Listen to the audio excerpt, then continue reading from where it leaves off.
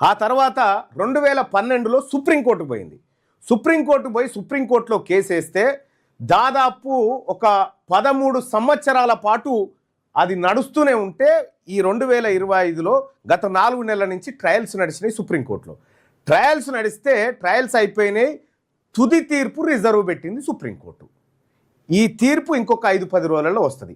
ఈ తీర్పు 5-10 రోజులలో వచ్చి సిద్ధార్థ రెడ్డికి జీవిత ఖైదు విధించాలని చెప్పినా కూడా వాడు లేడీ అమెరికాలో వారిపోయాడు కథం.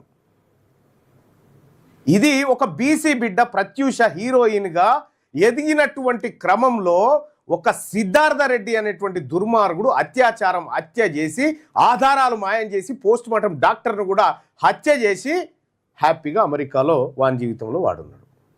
ఒక బీసీ బిడ్డకు జరిగిన న్యాయం ఇది.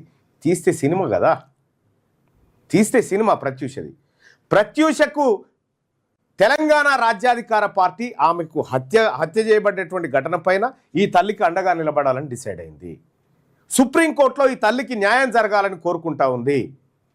24 సంవత్సరాల నుంచి మనోవేదనకు గురై న్యాయం కోసం తిరుగుతున్నటువంటి ప్రత్యూష తల్లి ఆ కుటుంబం సరోజ గారికి మేమంతా అండగా నిలబడతాం బీసీలం.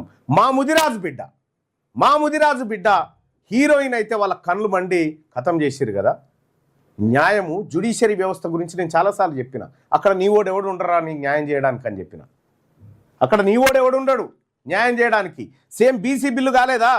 42% బీసీ రిజర్వేషన్ బిల్లు ఏమైంది? కులగణన చేసినోడు రేవంత్ రెడ్డి, దానికి కేసు వేసినోడు మాధవరెడ్డి, వాదించిన ఆయన ఇంకో రెడ్డి, ఆపోజిట్ నుంచి వాదించిన ఆయన మయూర్ రెడ్డి, ఇన్న ఆయన ఇంకో రెడ్డి జడ్జి. తీర్పు కొట్టేసిరు, ఒడిచిపోయింది. సేమ్ ఇదే కథ ప్రత్యూష కేసులో కూడా జరిగింది.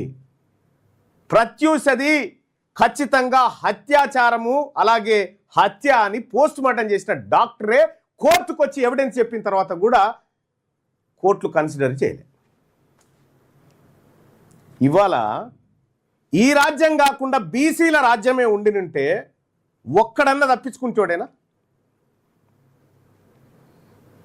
చాలామంది పర్సన్స్కి సంబంధించి అందులో ఇన్వాల్వ్ అయినారు అనేది క్లియర్గా పోస్ట్ మార్టం రిపోర్ట్ చెప్పిన తర్వాత తప్పించుకోగలిగినారు.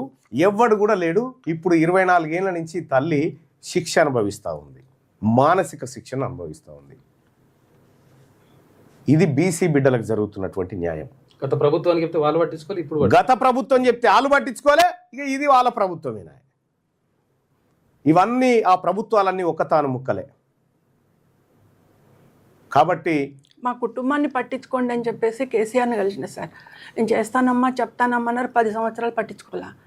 ఇప్పుడు రేవంత్ రెడ్డి గారిని కూడా నేను సవినయంగా అడుగుతున్నా, ఎంతో మంది కళాకారులను నేను ఆదుకుంటున్నాను చేస్తున్నాను అంటున్నావు, మరి ప్రత్యూష కుటుంబం గుర్తుకు రావట్లేదా?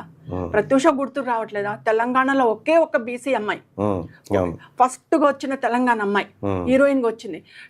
నేను ఒక తల్లిగా ఒక టీచర్గా నా బిడ్డ బతుకుంటే తెలంగాణకు ఒక మంచి కళాకారుని తయారు చేసేదాన్ని. ఈ రోజు ఎందుకు రేవంత్ రెడ్డి గారికి గుర్తు రావట్లేదు? ఎంతో మందిని పిలుచుకుంటున్నావు, మరి నన్ను ఎందుకు పిలవట్లేదు? వీళ్ళు ఇంకా 4 రోజులు ఉంటారు, పోతారు. ఖచ్చితంగా మీరు కోరుకున్న ప్రభుత్వం వస్తుంది, మన బీసీల ప్రభుత్వం. ఖచ్చితంగా అప్పుడు నీకు న్యాయం జరుగుతుంది తల్లి, మేము హామీ ఇస్తూ ఉన్నాం అన్నమాట. సో నీకు న్యాయం జరగాలని మనసారా కోరుకుంటా ఉన్నాం. మేమంతా కూడా ప్రత్యూష కుటుంబానికి అండగా నిలబడతామని చెప్పి చెప్తున్నాం. Thank you so much.